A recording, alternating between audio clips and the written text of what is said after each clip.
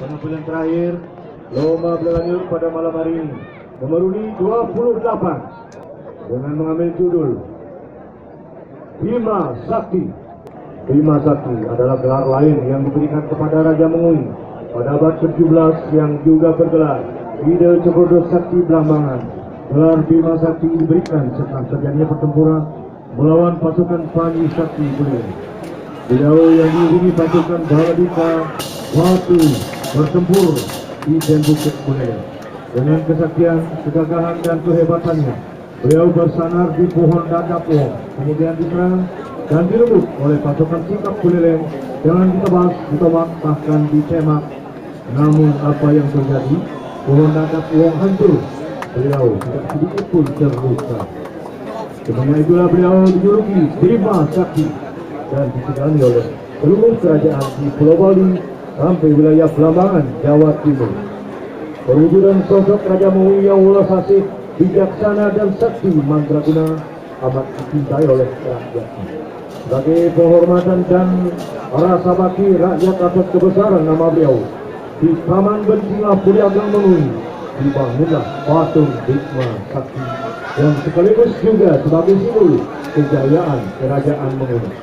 Dengan proses penghayatan jiwa, batin dan proses penghayatan rasa kalbu yang mendalam, Penata mencoba mendeskripsikan kehebatan Raja Mengui tersebut ke dalam sebuah komposisi garapan Balogajur.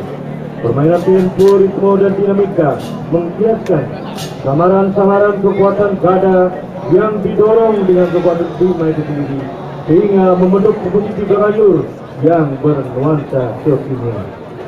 Penata tabuh di Wayan Widya, penata gerak Karunia Harta, Koordinator IGD Purnama Eka Saputra, penanggung jawab Kepala Desa Mengui dan Desa Adat Mengui, pembina Inyoman Pulau Sularjana, Ibu Gede dan Iyakto. Komunitas seni Batu Lembang Mengui dengan judul Bima Sakti. Selamat menikmati.